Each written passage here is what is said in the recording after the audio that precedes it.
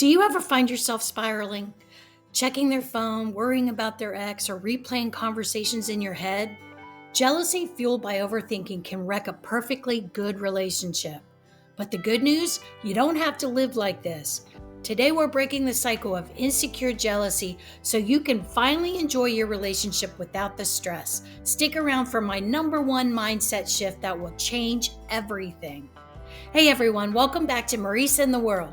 If you're new here, we talk about real life relationships with real advice that actually works. So if you want healthier, stronger relationships, hit that subscribe button and turn on notifications. Also, please take the time to hit that like button if you find this video helpful.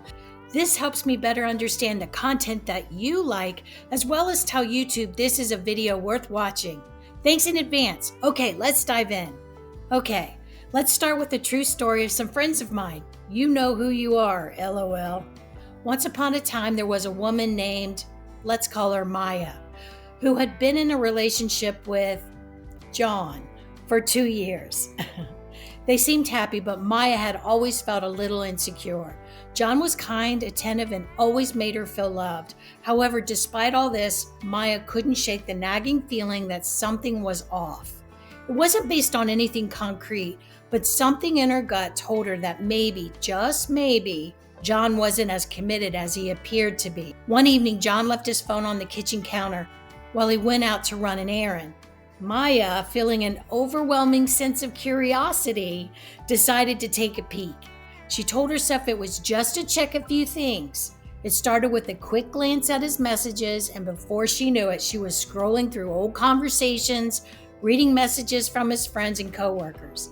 None of them were alarming, but suspicions grew with every message. She didn't stop there.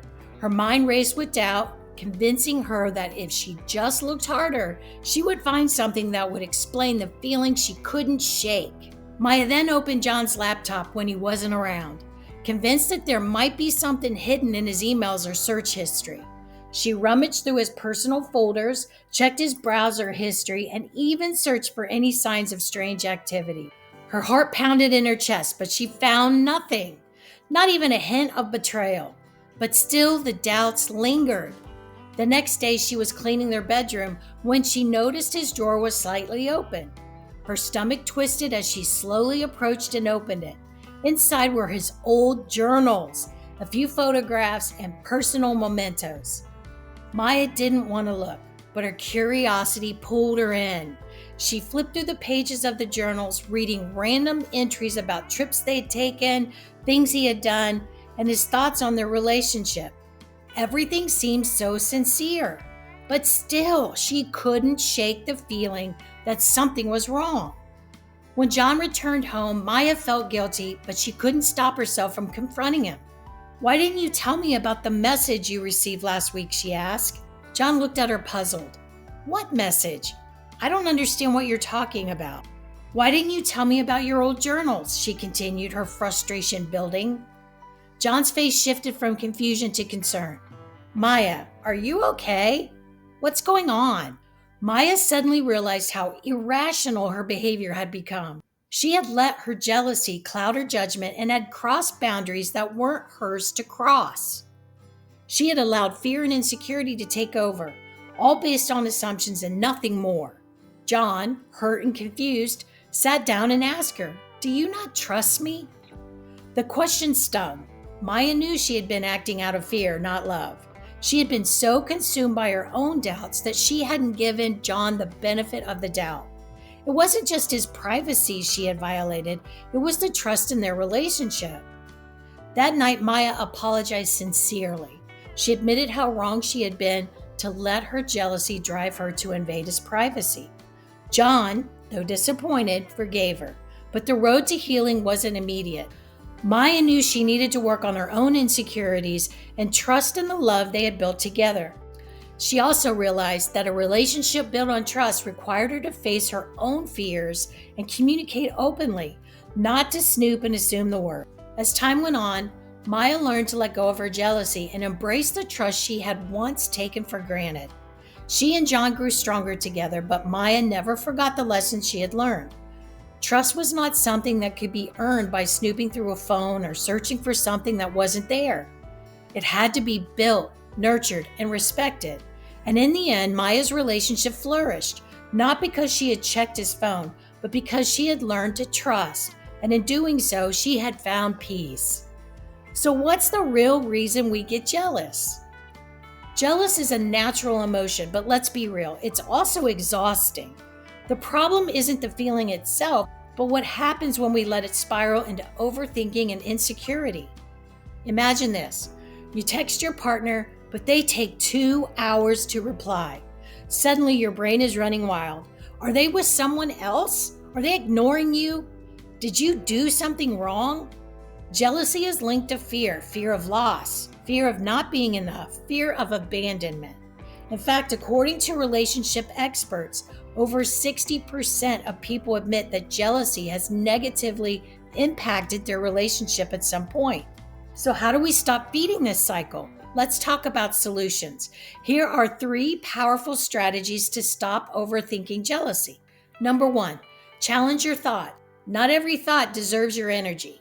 The next time jealousy creeps in, ask yourself these 3 questions. The first one, is there actual proof or am I assuming the worst? If your partner is out late, is there evidence they're doing something shady or are you just filling in the blanks? Number 2, would I think this way if I were confident in myself? Insecurity feeds jealousy. If you knew your self-worth, would you still assume the worst? Number 3, how would a secure person react in this situation? This simple shift can help you respond with trust instead of fear. Okay, number 2, stop checking for clues. Raise your hand if you've ever checked their social media, scrolled through their likes, or analyzed how long they took to reply. Be honest, here's the truth. If you look for a problem, you're gonna find one, even if it's not real. Most of the time, what we see online is completely harmless, but overthinking turns it into a crisis. Try a 24-hour trust test for 1 day. Resist the urge to check, stalk, or assume. You'll be amazed at how much peace you feel. Number 3, strengthen your self-worth. At the root of insecure jealousy is usually one thing, self-doubt. If you don't believe you're enough, you'll always fear losing something. So let's flip the script. Try daily affirmations. Yes, I know. Start saying things like, I am worthy of love and trust, or my partner chooses me for a reason.